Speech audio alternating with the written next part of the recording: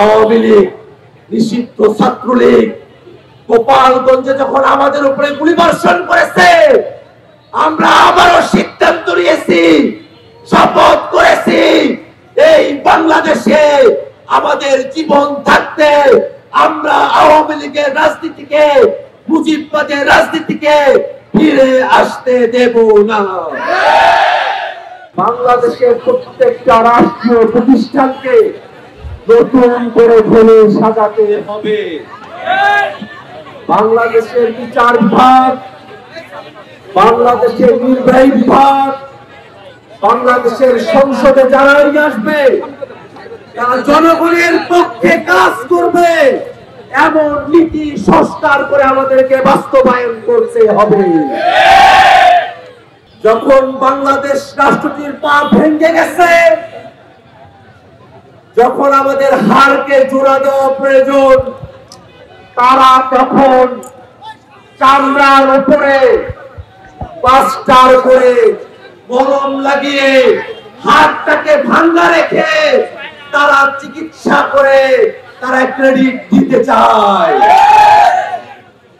শুধু চামড়ার উপরে প্রলেপ লাগিয়ে বাংলাদেশ রাষ্ট্রের সংস্কার সম্ভব না। এদেশের অস্থি মজ্জায় যে গণতন্ত্র বিরোধী ফ্যাসিবাদী উপাদানগুলো রয়েছে, সেগুলোকে সারিয়ে তুলে নতুন বাংলাদেশ বিনির্মাণ করতে হবে।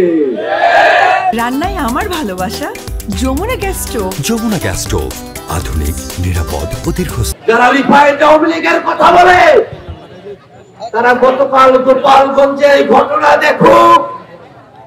ওই আওয়ামী লীগ এখনো অস্ত্র হাতে, বিস্ফোরক দ্রব্য হাতে বাংলাদেশের জনগণের, অভ্যুত্থানের নেতাদের জীবনের হুমকি হয়ে দাঁড়িয়ে আছে। গত বছর 16 জুলাইতে আমাদের ভাই আবু সাইদকে যখন হত্যা করা হলো, বাংলাদেশের মানুষেরা সিদ্ধান্ত নিয়েছিল আর ঘরে বসে থাকার সময় নাই, আর লুকিয়ে থাকার সময় নাই, আর পিছিয়ে থাকার সময় নাই। আওয়ামী লীগের স্বৈরতন্ত্রের বিরুদ্ধে আমাদের সকলকে রাজপথে আসতে হবে। ঠিক 1 বছর পরে